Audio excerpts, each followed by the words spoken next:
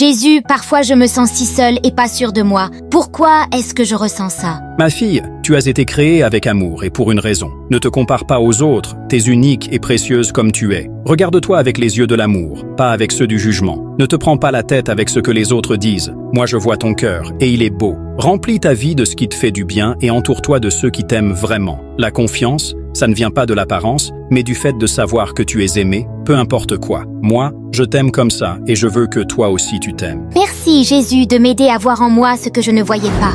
Jésus, pourquoi est-ce que parfois je me sens mal? Les difficultés font partie de la vie, mon fils. Parfois, elles nous enseignent à être plus forts. Mais rappelle-toi qu'il y a toujours de l'espoir, même dans les moments les plus sombres. Mais parfois, je me sens très seule. Quand tu te sens seul, ferme les yeux et cherche la paix dans ton cœur. Mon amour sera toujours là, même quand tu ne pourras pas le voir. Merci Jésus, quand je me sentirai seule, je prierai et je saurai que tu seras avec moi.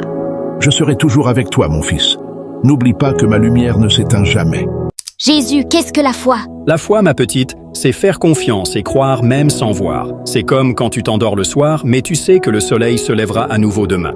Alors, est-ce croire en quelque chose que je ne peux pas voir? C'est comme ça. C'est comme le vent qui touche ton visage. Vous ne pouvez pas voir le vent, mais vous le sentez souffler. La foi, c'est sentir que je suis avec toi, même si tu ne peux pas me voir avec tes yeux. Et comment puis-je avoir plus de foi? Je prie, je parle et j'ai confiance que je prendrai toujours soin de toi. La foi grandit lorsque vous croyez que même dans les moments difficiles, je suis à vos côtés, vous tenant la main.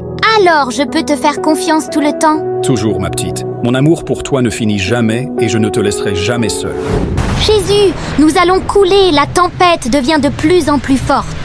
Ne crains rien, mon fils, je suis avec toi. Jésus, j'ai très peur. Honest tempête. Tais-toi et va-t'en maintenant. Jésus, tu es incroyable. Merci d'avoir calmé la tempête. Je ressens une grande paix. Quand la tempête t'entoure et que la peur tente de te vaincre, ne doute pas. Cherche-moi. Je suis là. Même si le vent souffle fort et que les vagues semblent invincibles, fais-moi confiance. Car je suis la paix au milieu de la tempête.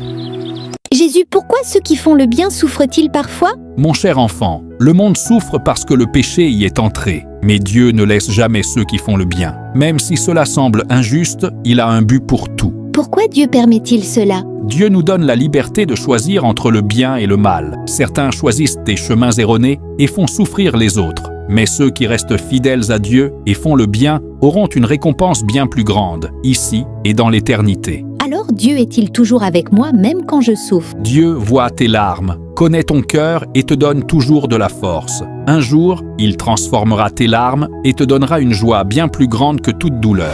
Jésus, pourquoi mes parents me disent-ils que je dois prier? Mon cher fils, tes parents t'enseignent à prier parce qu'ils désirent que tu aies une relation proche avec Dieu. La prière n'est pas seulement une coutume, mais un moment spécial où tu peux parler avec moi, me confier tes pensées, tes peurs, tes joies et tes rêves. Et que signifie la prière du matin? Le matin, prier t'aide à commencer la journée avec paix et sagesse. Lorsque tu pries au réveil, tu remercies Dieu pour un nouveau jour et demandes sa guidance pour prendre de bonnes décisions. Maintenant je comprends, Jésus. Ma mère dit que si je prie le soir, je peux dormir plus tranquille. C'est exact, mon fils. Le soir, la prière t'aide à te reposer en paix car tu remets entre mes mains toutes tes préoccupations. Tu peux remercier pour le bien qui s'est passé dans la journée et demander pardon si tu as fait des erreurs. Prier, c'est parler avec moi et je suis toujours là pour t'écouter et t'aimer. Peu importe si tes mots sont longs ou courts, l'important est que tu viennes à moi avec un cœur sincère. Maintenant je comprends, Jésus. À partir de ce jour, je vais prier le soir et remercier Dieu chaque matin au réveil. Seigneur Jésus, pourquoi ne dois-je pas mentir? Mon enfant, la vérité est lumière et le mensonge est ombre. Quand tu mens, tu crées un voile entre toi et les autres, et même entre toi et ton propre âme. Mais quand je mens, je résous un problème d'une manière facile. Le mensonge peut, sur le moment, t'éviter des problèmes ou des inconforts, mais au fond, il génère de l'anxiété, de la culpabilité et de la méfiance. Chaque mensonge en appelle un autre pour se maintenir, et tôt ou tard, la vérité éclate. Que dois-je faire si j'ai déjà menti? Mon enfant, chaque erreur est une opportunité de grandir. Si tu as menti, va et corrige ton erreur avec humilité. Regarde dans ton cœur et demande-toi, qu'est-ce qui t'a poussé à t'éloigner de la vérité? Peut-être la peur, l'insécurité ou le désir d'éviter une conséquence. Apprends de cela, car la vérité apporte la paix et renforce l'âme. La prochaine fois que tu seras tenté de mentir, souviens-toi qu'il y a toujours une manière de parler avec sincérité et amour. Et confiance. La vérité, bien que parfois difficile, te rendra plus libre et plus fort. Merci Seigneur Jésus. Aujourd'hui, j'ai appris quelque chose de très important pour suivre le chemin du bien. Jésus, mon sauveur, pourquoi es-tu né dans la pauvreté? Parce que la vraie grandeur ne se mesure pas à ce qu'on possède, mais à ce qu'on donne. Si j'étais né dans un palais, beaucoup auraient cru que le bonheur et la valeur dépendent de la richesse. Mais je suis venu montrer que l'amour, l'humilité et la foi valent bien plus que tout l'or du monde. Mais si tu étais né riche, tu aurais peut-être été plus écouté, non? Peut-être par certains, mais pas par ceux qui cherchent vraiment la vérité. L'argent et le pouvoir font du bruit, mais l'amour et la vérité parlent directement au cœur. Je suis né dans la simplicité pour que tout le monde, riche ou pauvre, sache que Dieu les aime, peu importe ce qu'ils possèdent. Donc, être pauvre, ce n'est pas une mauvaise chose? Ce n'est ni bien ni mal d'avoir peu, tout comme ce n'est ni bien ni mal d'avoir beaucoup. Ce qui compte, c'est ce qu'on fait avec ce qu'on a. Il y a des riches généreux et des pauvres qui partagent avec amour le peu qu'ils ont. Au final, la vraie richesse, c'est un cœur rempli de compassion et de bonté. Jésus, alors je veux que mon cœur soit riche en amour. Aide-moi à être généreux et bon, peu importe ce que j'ai. Jésus, pourquoi Babylone a-t-elle été détruite alors que c'était une ville si riche et puissante? C'est une très bonne question, mon petit. Babylone était un symbole d'orgueil et de rébellion contre Dieu. Ses dirigeants et son peuple se sont éloignés de la vérité et ont cru qu'ils n'avaient pas besoin de lui. Mais qu'ont-ils fait pour mériter leur destruction? Ils ont construit un empire fondé sur l'arrogance, l'injustice et l'idolâtrie. Au lieu d'honorer Dieu, ils se sont adorés eux-mêmes et leur richesse. Leur cœur s'est rempli d'orgueil et de péché. Alors, c'est Dieu qui l'a détruite? Dieu a permis sa chute comme un avertissement pour le monde. Tout ce qui est construit sans lui finit toujours par s'écrouler tôt ou tard. Ça me fait peur. Est-ce que cela pourrait arriver aujourd'hui avec d'autres nations? Si une nation s'éloigne de Dieu et se remplit d'orgueil, oui, mon petit. Mais Dieu donne toujours des occasions de se repentir. Donc, le plus important, ce n'est ni la puissance, ni la richesse, mais vivre selon la volonté de Dieu. Exactement, mon petit. Une ville, une nation ou même une personne n'est forte que lorsqu'elle met Dieu au centre de sa vie. Merci Jésus. Je ne veux pas être comme Babylone. Je veux que mon cœur soit rempli de bonté et non de péché.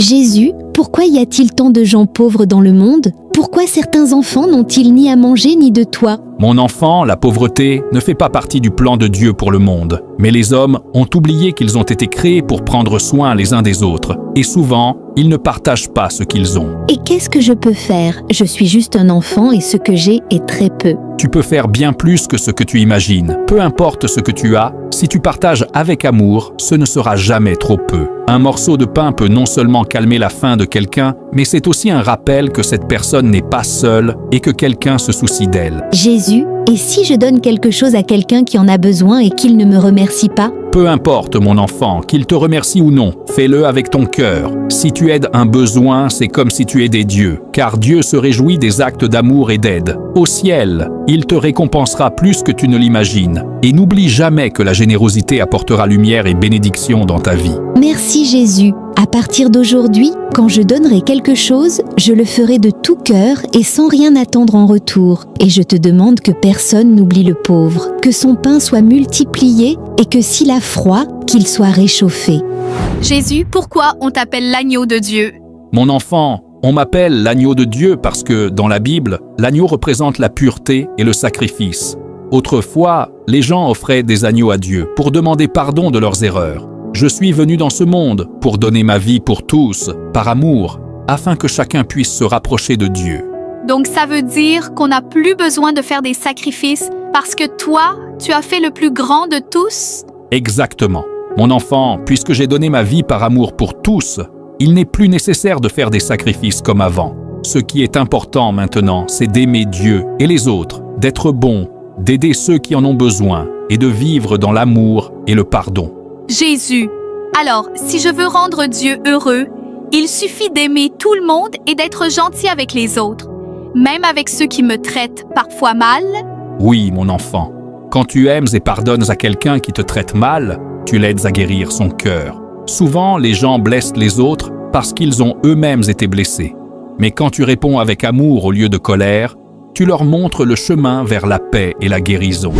Jésus, pourquoi ai-je parfois peur? Ma fille, Dieu t'a créé avec un cœur sensible pour que tu puisses ressentir pleinement l'amour et la joie. Parfois, tu ressentiras aussi de la peur, et ce n'est pas mauvais. La peur cherche à te protéger, mais elle peut aussi te faire douter de choses dont tu n'as pas à avoir peur. Quand j'ai l'impression que quelque chose de mauvais peut arriver, je ne sais pas quoi faire. Mes disciples ont eu peur lors d'une tempête en mer. Les vagues étaient grandes, et ils croyaient que leur bateau allait couler. J'étais avec eux, mais malgré cela, ils tremblèrent de peur. Alors, je me suis approché et je leur ai dit « Pourquoi avez-vous peur? N'avez-vous donc pas confiance en moi ?» Puis, j'ai ordonné à la mer de s'apaiser et la tempête a disparu. Jésus, c'était un miracle. Oui, ma fille, mais le plus grand miracle n'a pas été d'arrêter la tempête, mais de leur apprendre à avoir confiance. Parfois, la vie ressemble à une tempête et la peur te fait croire que tu es seul. Mais moi, je suis toujours à tes côtés. Alors, je peux vaincre la peur parce que tu es avec moi. Quand tu ressens de la peur, dis dans ton cœur « Jésus, couvre-moi de ton sang ». Et toi, tu me couvriras de ton sang précieux, Seigneur. Bien sûr, ma petite, mon sang a été versé pour toi, pour te sauver, te guérir et te protéger. Ne crains rien, car je suis avec toi à chaque pas que tu fais, dans chaque nuit sombre, dans chaque crainte qui tente de t'inquiéter. Tu n'es pas seul. Souviens-toi que tu trouves refuge en moi et dans mon amour, tu trouveras la paix. Mon sang est ton bouclier, ma présence est ta force. Repose-toi en moi et fais-moi confiance car j'ai vaincu le monde.